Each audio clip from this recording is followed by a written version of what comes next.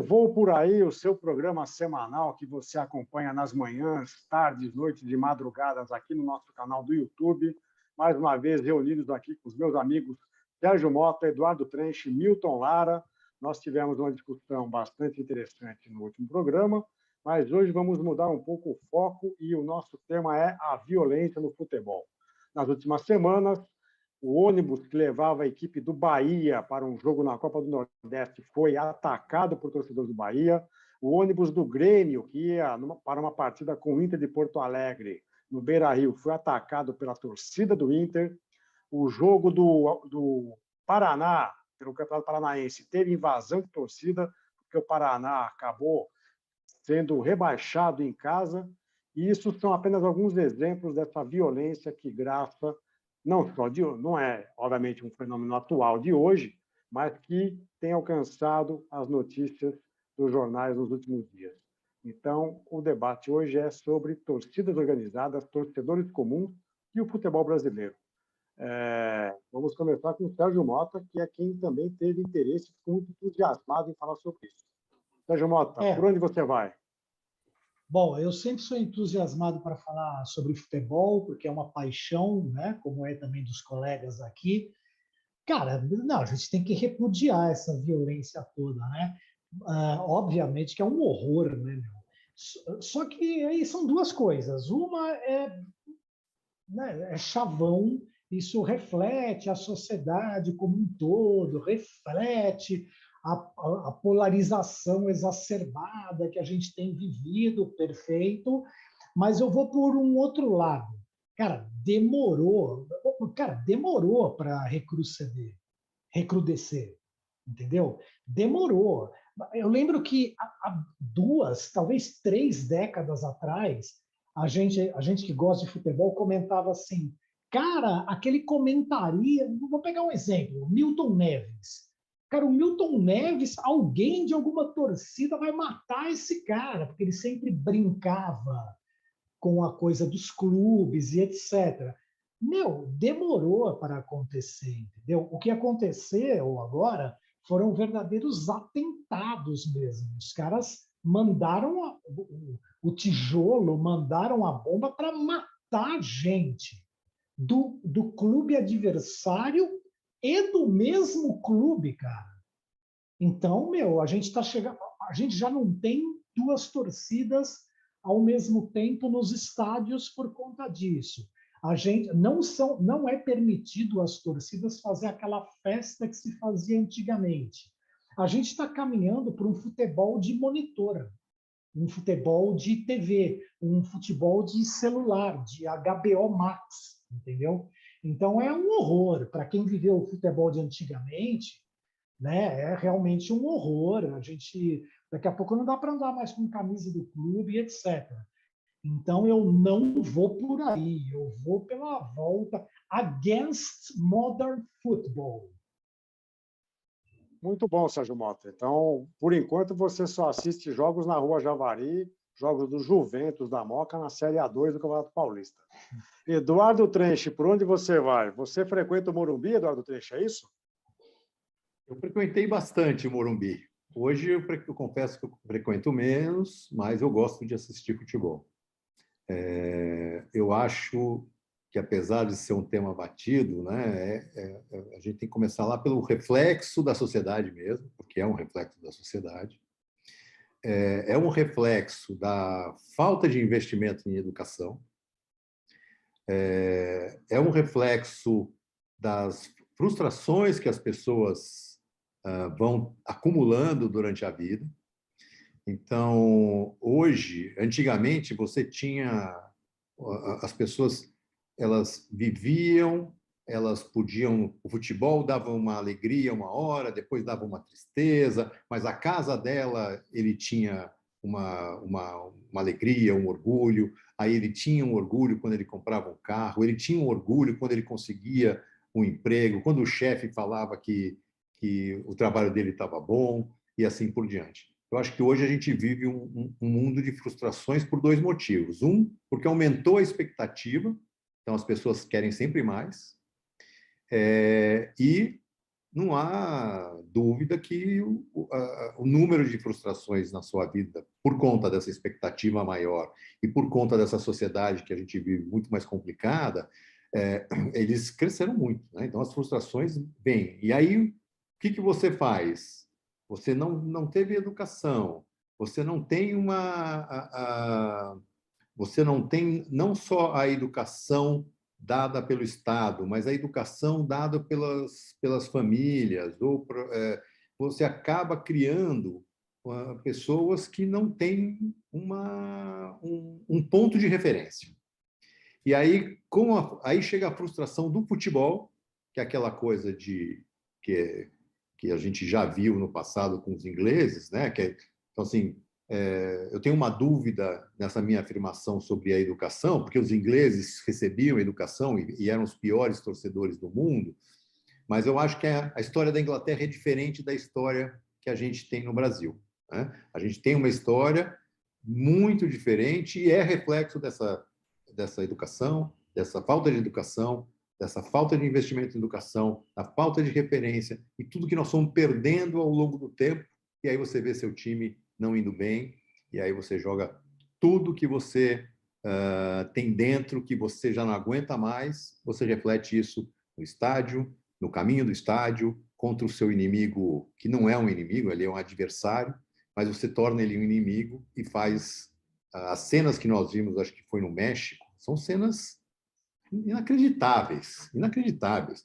Uma coisa é você estar ali, eu estou discutindo com você e eu acabo brigando com você, eu de frente para você e a gente está brigando. Outra coisa é uma pessoa deitada, desmaiada, e eu estou lá chutando o cara desmaiado, né? É no mínimo, tudo que a gente começou a conversar aqui é no mínimo atos de covardia. São todos covardes, né? Porque ninguém aparece. O cara chuta o cara caído no chão, o cara joga a bomba porque sabe que não vai ser punido, e aí a gente entra num fator muito importante. Se você não tem punição, você tem um apoio àquela ação. Ele sabe que não vai ser punido, eu faço aquilo porque eu vou para casa e vou contar para os meus amigos. No dia que pegar esse cara, botar na cadeia, deixar o cara 3 meses preso, não faz de novo. Não faz. Não faz mesmo. Que foi o que aconteceu na Inglaterra. A Inglaterra hoje tem a melhor liga do mundo, conseguiu se livrar. Os hooligans, eles estão lá. Só que eles sabem que a punição é severíssima. Então, praticamente, o número de casos zerou, né? Então, só queria dar esse adendo aí.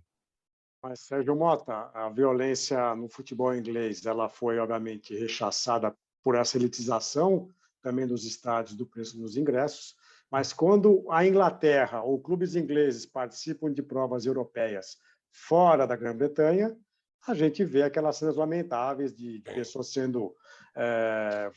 estabelecimentos vandalizados. Eurocopa, com a Inglaterra jogando fora da Inglaterra, é sempre um horror, a gente viu isso nas últimas edições da Eurocopa. Milton Lara, você também era um grande frequentador do Morumbi. Aliás, os três, né? Porque o público tem que saber que temos aqui 3 São Paulinos. Sim. Posso declarar isso ou isso é segredo? Sim, deve. Deve declarar. Eu frequentava o Morumbi porque meus pais moravam num apartamento do lado do Colégio Miguel de Cervantes. Eu ia pela proximidade, mas eu não sou São Paulino, é bom que fique claro, eu torço para o Benfica e para a Portuguesa. Mas, Milton Lara, para onde você vai? Bom, eu vou na mesma linha dos nossos amigos aqui, com uma pequena diferença. Eu acho que estamos conseguindo na nossa sociedade mais espaço de expressão, mais espaço para manifestação.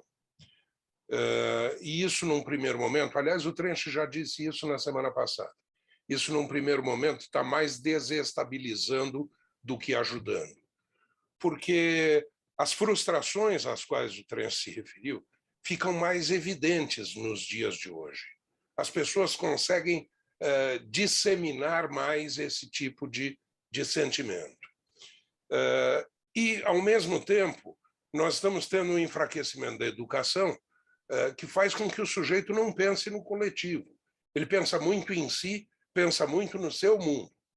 Então, o reflexo disso é que a frustração que o sujeito vive é descarregada através de símbolos, de ícones.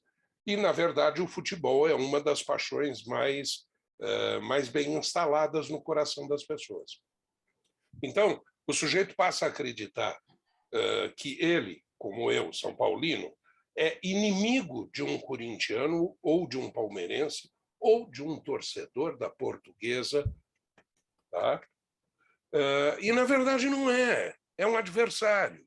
Só que ele descarrega todas essas frustrações sem o freio de uma sociedade repressiva que nós tínhamos antes. Veja, para que não fique dúvida, eu não estou defendendo uma sociedade repressiva. O que eu estou dizendo é que no momento em que você amplia esse espaço de participação e não faz as sanções acompanharem essa evolução da sociedade, você está botando metralhadora na mão de macaco. Você está soltando os caras de qualquer forma pelo mundo, e isso nós temos na política, na sociedade, nas relações de sexo, de gênero, na linguagem neutra. São manifestações extremamente válidas. Só que, assim, elas precisam vir acompanhadas de um crescimento real das expectativas das pessoas. O que nós temos hoje? Gente simplesmente enlouquecida. Aí você fala, é o futebol o responsável por isso? Não.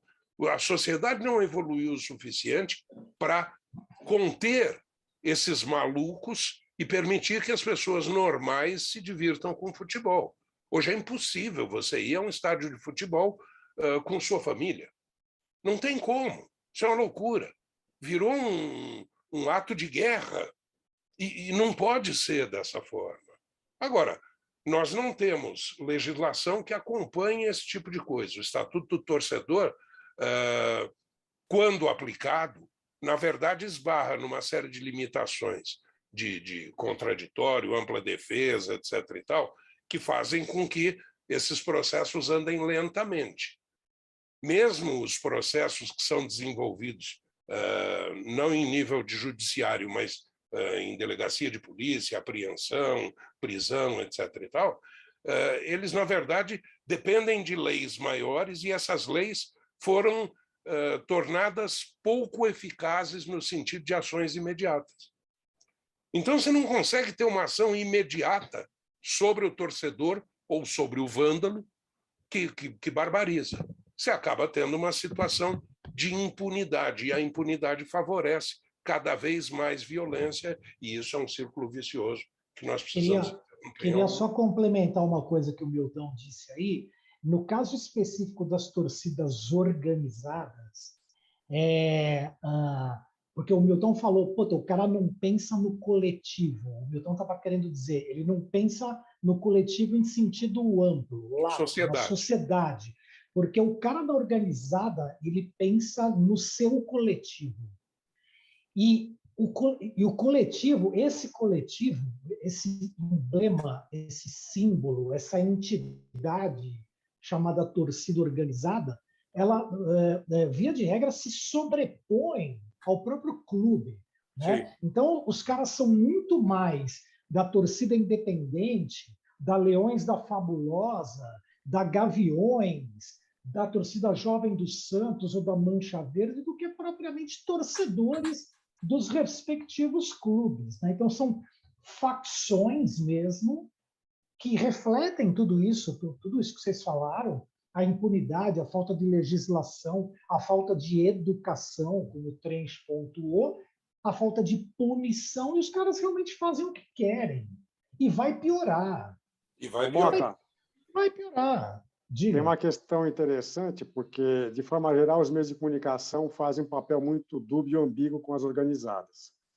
Eles valorizam o trabalho das organizadas em função da festa, das coreografias, dos cânticos nos dias de jogos, dos grandes jogos, mas sempre que há algum problema, há uma grande criminalização das organizadas.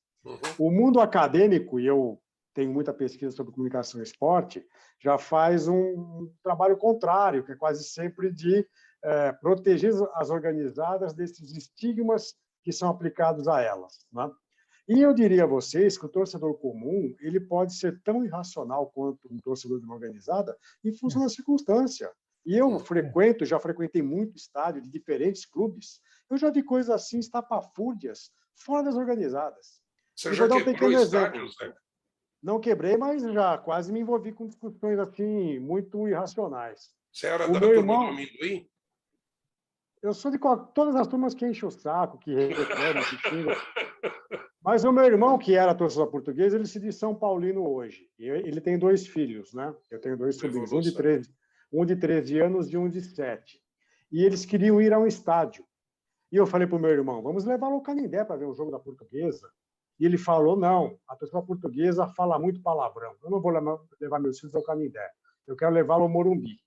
Isso coincidiu com a Copa São Paulo deste ano, em que a Independente começou a hostilizar torcedores do São Paulo, porque eles, a princípio, não estavam com uma indumentária dentro dos códigos da organizada. E eu falei, tá vendo? Você acha que a torcida do São Paulo é muito calminha perto da torcida portuguesa?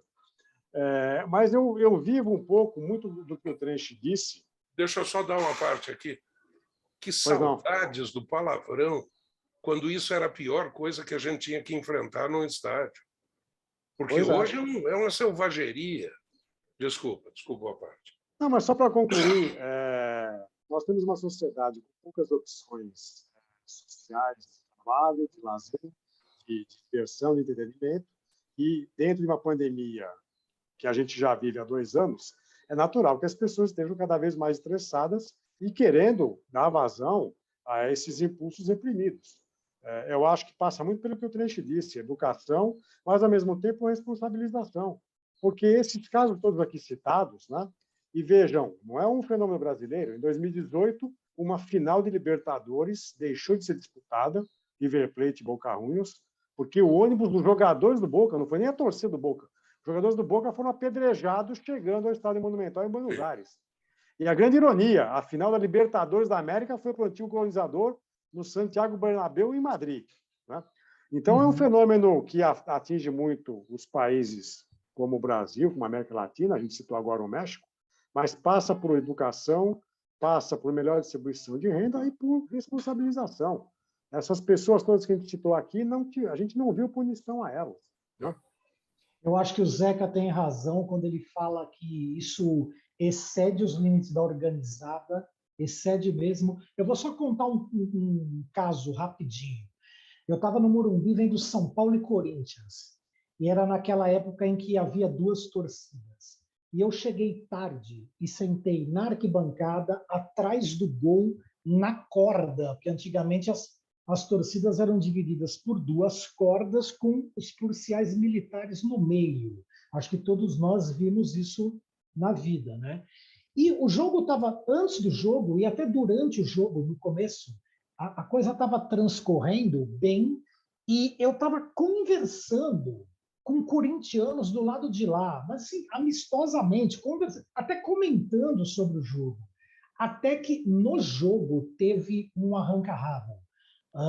Os jogadores entre si, um brigou com o outro, a torcida, as 2 torcidas, e ali não tinha torcida organizada, ali na corda.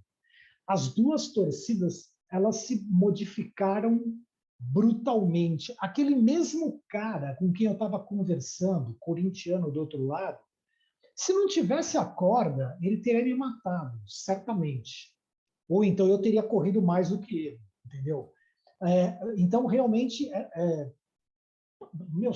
sociologicamente é difícil explicar. Quer dizer, deve ser fácil para os caras da sociologia. Para mim é difícil entender, diga. Eu já vi isso acontecer nas numeradas, nas cativas do Morumbi, e no Canindé, o mais comum é haver briga dentro da própria torcida portuguesa. O Manuel xinga o jogador, mas o Joaquim é amigo do jogador, então vai brigar com o Manuel, entendeu? Então, o degrau entre a racionalidade e a racionalidade é muito curto. E aí você imagina, Milton, centenas de torcedores de uma organizada tendo como combustível esse ódio pela discussão, é uma coisa. Na numerada, você tem no máximo ali 4 ou 5 amigos ou familiares para poder disputar com um grupo com o qual você se opõe.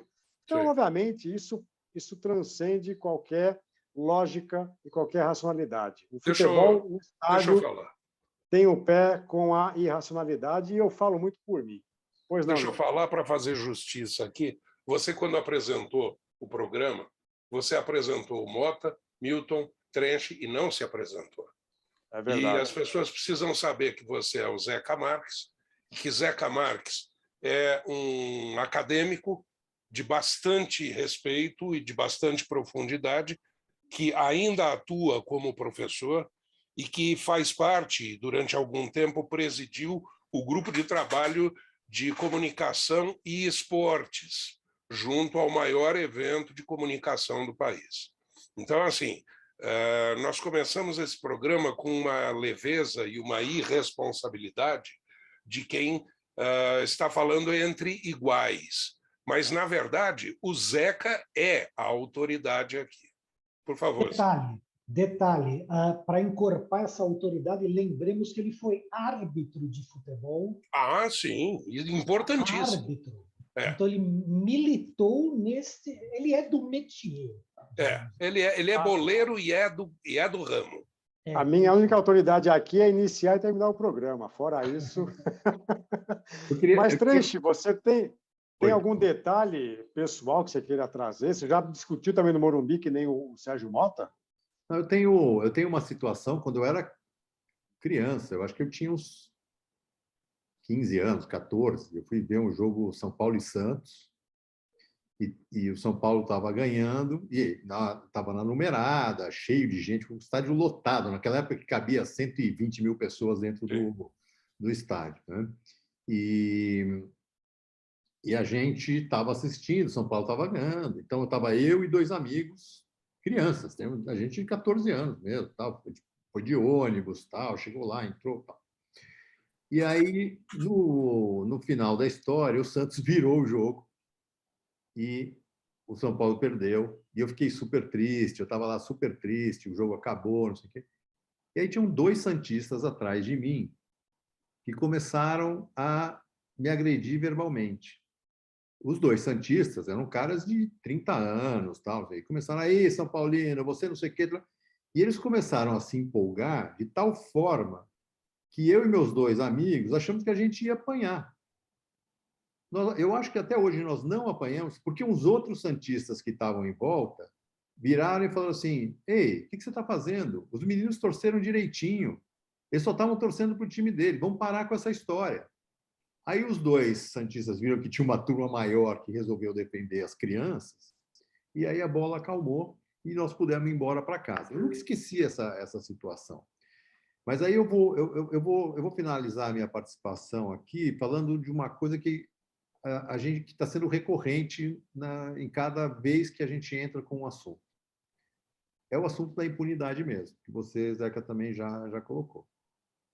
Enquanto a gente não tiver a parte de impunidade resolvida, o país vai ser esse Deus nos acuda que a gente está vivendo. No dia que a gente tiver impunidade, e não é impunidade, não estou falando daquele cara que assalta o supermercado, que rouba ali. Não, é impunidade da sociedade como um todo. É do cara rico que usa droga, é do político que rouba e sabe que vai escapar, porque politicamente ele está protegido. É de uma forma geral.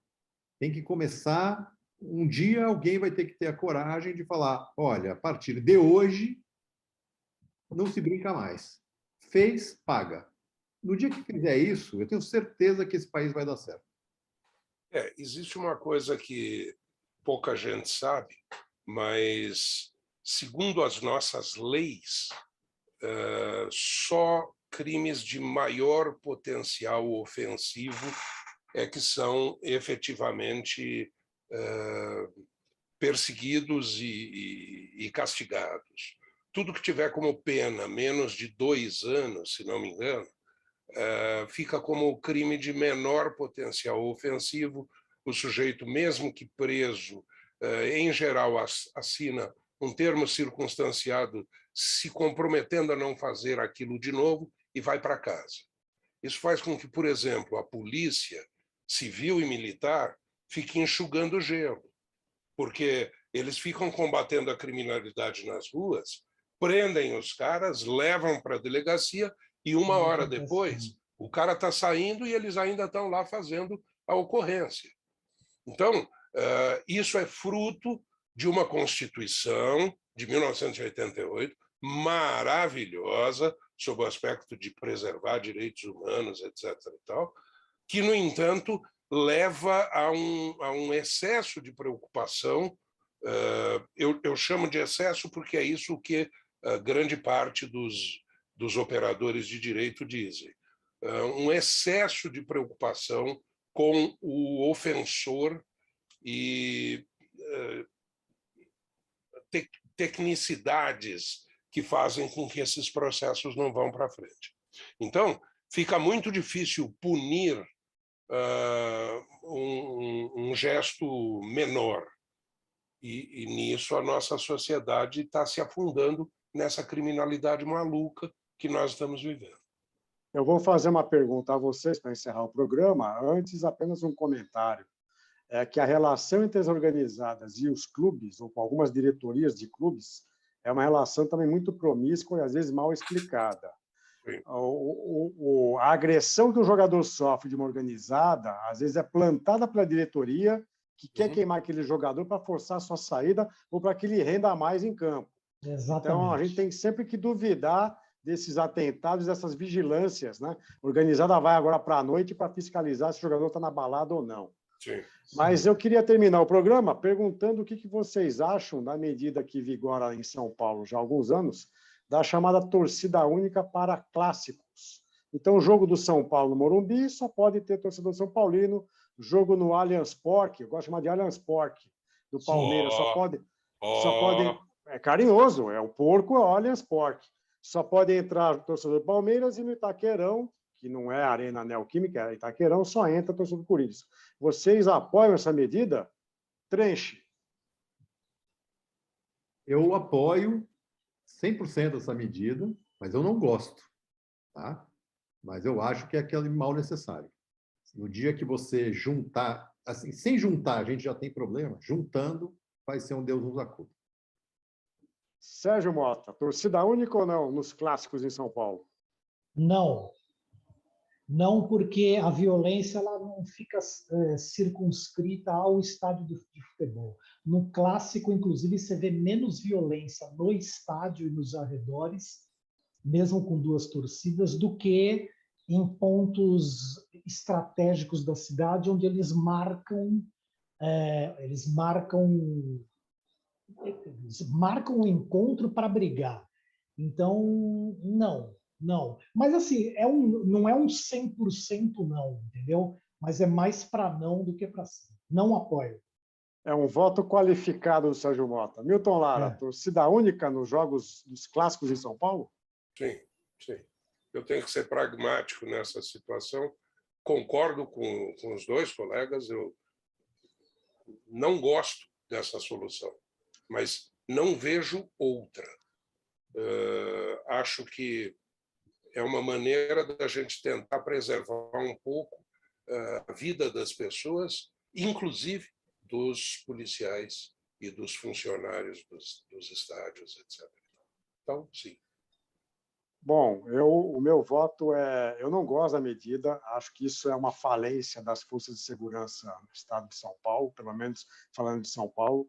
O problema é que quando havia duas torcidas em jogos, né, com aquele percentual pequeno de ingressos para os visitantes, onde que paravam esses ingressos? Na mão das organizadas. Sim. Eu ou vocês, como torcedores comuns, se quisessem comprar um ingresso para um jogo do seu time fora de casa no clássico, vocês não conseguiriam, porque lá na mão das organizadas. Né? Sérgio Mota, para encerrar, que temos que entregar o programa.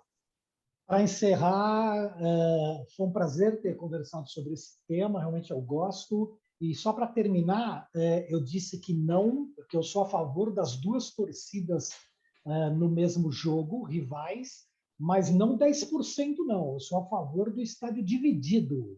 50-50. 50-50 ou 60-40, dependendo do movimento que está ali, como era antigamente. Concordo com tudo que vocês falaram, tudo. Realmente é difícil, tem que preservar, etc. Beleza, mas não é 5% e 10% não, é meio a meio. Então, você comprovou agora o seu lema de ser contra o futebol moderno. Você foi no futebol raiz, que era estádio dividido com as torcidas. E aí quem fosse enchendo mais ia ganhando os gominhos da arquibancada. Ia ganhando os gomos, exato. Muito bom. Esta foi mais uma edição do Não Vou Por Aí, o seu programa semanal que você acompanha neste canal no YouTube. E, obviamente, eu esqueci de apresentar porque eu deixei para o final, Hamilton Lara. Muito obrigado pela sua atenção. Zeca Marques, ao vosso dispor. Na próxima semana estamos de volta. Até. Tchau. Tchau.